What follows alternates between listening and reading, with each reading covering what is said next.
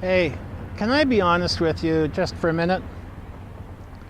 How often does one of your staff members say that to you? If you never hear that kind of direct approach, there might be a reason why.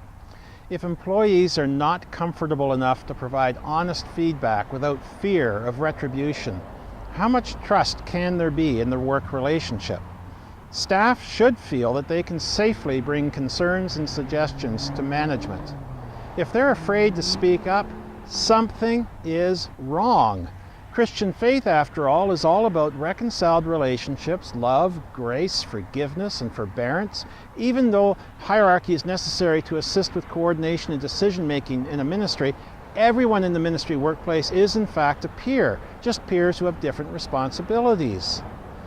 Ideally, even in the workplace, we should be able to be real with one another as peers, to learn to understand each other and to be Christ to one another. We should work together in community, authentically, transparently, and vulnerably. However, we are all at various stages in our journey toward that ideal, so unfortunately our workplaces will not be perfect. But as leaders, our job is to create an environment in which staff can safely say what they really think. We may hear difficult feedback sometimes, but it's for our good. It's better to know and have the opportunity to make a change than to never know. Some people are more willing to speak honestly if they can do it anonymously. While anonymous feedback is better than no feedback, it's very difficult to interpret it due to lack of context. Leadership can be left uncertain about what the exact issue is and have no clue as to who they should talk with to learn more. The best kind of feedback is not anonymous, but rather face-to-face. Having regular one-on-one discussions with your employees is a great way to keep the lines of communication open. Encourage feedback by you yourself questioning the way things are, and by also making it clear that staff are free to bring up anything they want in the safe space of a one-on-one discussion.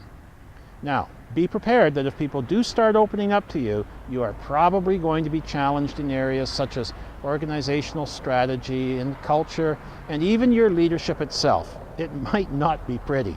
After all, you should expect different views about things.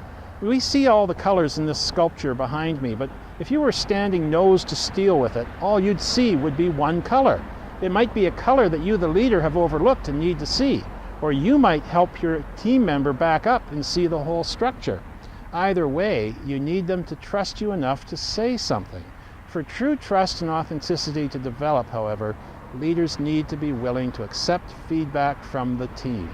Prepare yourself for this. Make sure you're ready with the right attitude of humility and a focus on your ministry's mission and employees' welfare above your own personal success and interests. Set the stage for honest employee feedback. Do everything in your power to give your staff a voice and work on building trust, one authentic conversation at a time. God bless.